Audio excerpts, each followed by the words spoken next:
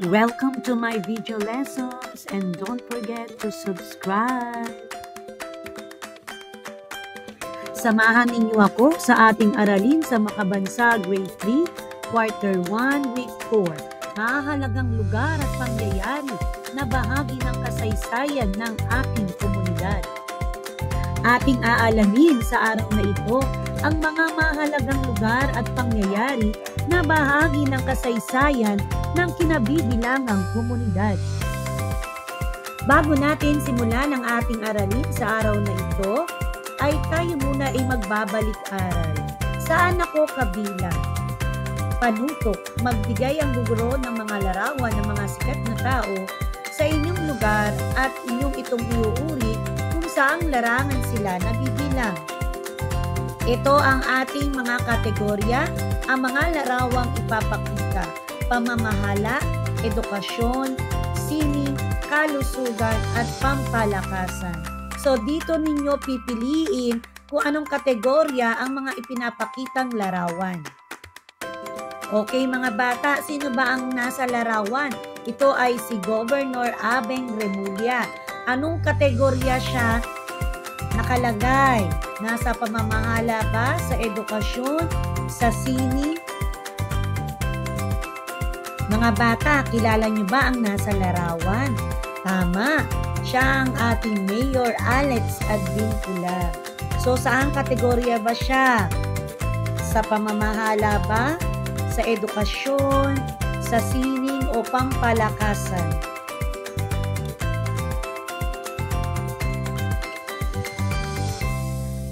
Mga bata, sino ang nasa larawan? Kilala niyo ba ito?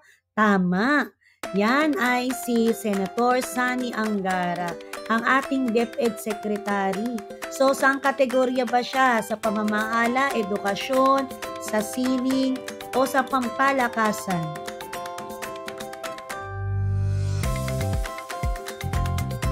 Okay mga bata, tama ang mga naging sagot sa ating pagbabalik-aral. Ngayon naman ay patungo na tayo sa mga susing salita na dapat na malaman ninyo bago natin simulan ang ating aralin.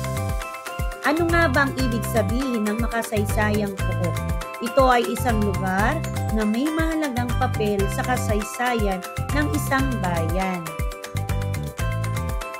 Mga pangyayari sa kasaysayan. Mahalagang pangyayaring nakakaapekto sa komunidad. Mga bata, maaari ba kayong magbigay ng isang halimbawa ng makasaysayang lugar o pangyayari mula sa inyong komunidad? Ito ang mga maaaring gawin ng guro. Meron tayong option 1.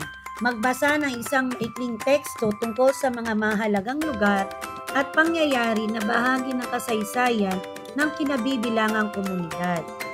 So, mag-isip po kayo at mag-research o magsaliksik ng mga babasahing teksto na may kinalaman sa mga makasaysayang lugar o mahalagang lugar sa inyong komunidad. Ang option 2 naman po natin ay manood ng 3 o 5 minutong video na nagpapaliwanag tungkol sa mga mahalagang lugar at pangyayari na bahagi ng kasaysayan ng kinabibilangang komunidad o pinagmulan ng komunidad. Mga bata, ano ang nakikita ninyo sa larawan? Sino na ang nakapunta dito? Tama, ito ay dambana ni Aguinaldo. No? Ito ay makikita sa Kawit, Cavite. Mga bata, tayo ngayon ay magbabasa ng isang teksto tungkol sa Dambanang Aguinaldo. Ang Dambanang Aguinaldo ay isang pambansang dambana ng Republika ng Pilipinas na tumutukoy sa bahay ni Emilio Aguinaldo sa Kawit, Cavite. Sa balkonahin ng bahay, inihayag ni General Aguinaldo ang kalayaan ng Pilipinas noong Hunyo 12, 1898. Kasabay din nito ang unang pagwawagayway ng watawat ng Pilipinas at pagtugtog ng lupang hinirang. Ngayon, aalamin ko kung lubos ninyong naunawaan ang pagbasa natin ng teksto tungkol sa Dambanang Aguinaldo.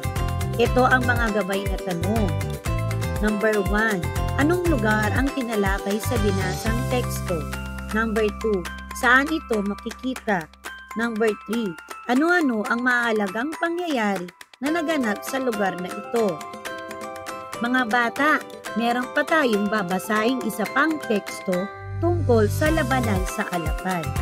Ang labanan sa Alapan o sa wikang Kastila ay Batalya de Alapan. Ito ay naganap noong Mayo 28, 1898 at ang naging pinakaunang tagumpay ni Emilio Aguinaldo matapos siyang bumalik sa Pilipinas mula sa Hong Kong.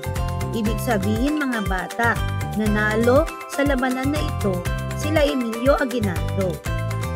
Matapos ang tagumpay ng hukbong dagat ng Amerikano sa labanan sa Look ng Maynila, bumalik si Aguinaldo mula sa pagkatapon sa Hong Kong.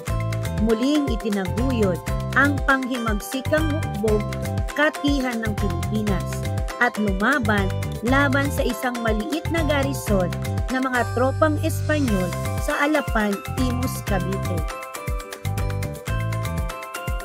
Ang labanan ay tumagal ng 5 oras mula alas 10 hanggang alas 3 ng hapon.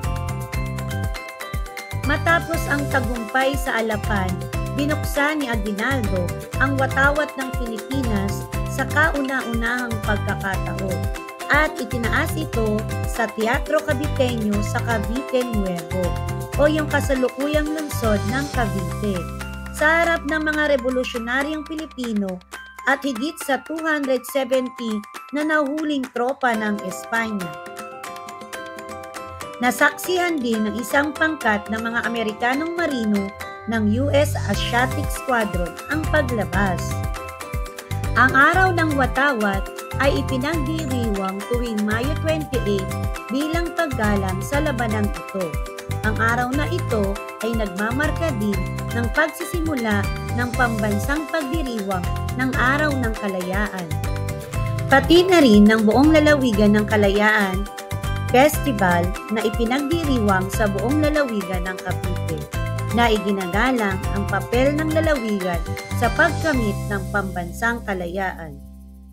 Maari nating sagutin ang mga gabay na tanong. Number 1. Ano-ano ang mahalagang lugar o pangyayari na bahagi ng kasaysayan na iyong nabasa o napanood?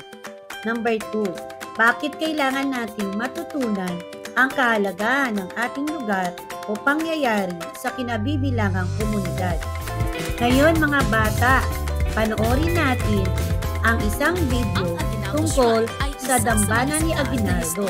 Ito ay kinuha natin na video sa UNTV. Na si General Emilio Aguinaldo. Ngayon mga bata, panoorin natin ang isang video tungkol sa dambana ni Aguinaldo.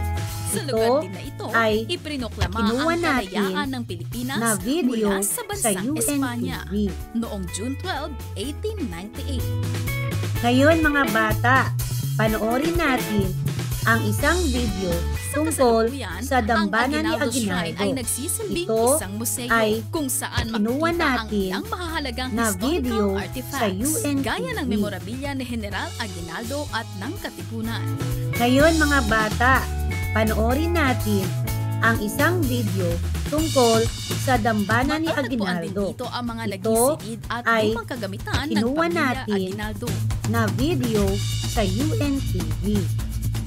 Nandito rin ang kanilang lumang bowling alley Ngayon na mga ginawang bata, isang exhibit panoorin gallery. natin ang isang video tungkol sa dambana ni Aguinaldo. Ito ay Pero ang isa sa kinuha natin pinaka-highlight ng nasabing na mansyon video ay ang sa Independence UNTV. Balcony kung saan sinasabing inihayag ng unang Pangulo ang Ngayon mga independensya bata, ng Pilipinas panoorin mula natin sa mga Kastila. ang isang video tungkol sa dambana ni Aguinaldo. Ito ay kinuha natin na video sa Ang Aguinaldo UNTV. Mansion at ang lupang kinatatayuan nito ay idinonate ni General Ngayon mga Aguinaldo bata, sa gobyerno ng panoorin Pilipinas natin noong June 12, ang isang video 1963. tungkol sa dambana ni Aguinaldo. Idineklara naman Ito ito bilang ay National Shrine kinuha noong natin June 18, na video 1964. sa UNTV. Ngayon mga bata, panoorin natin ang isang video tungkol sa dambana ni Aguinaldo. Ito ay inuwan natin na video sa UNTV.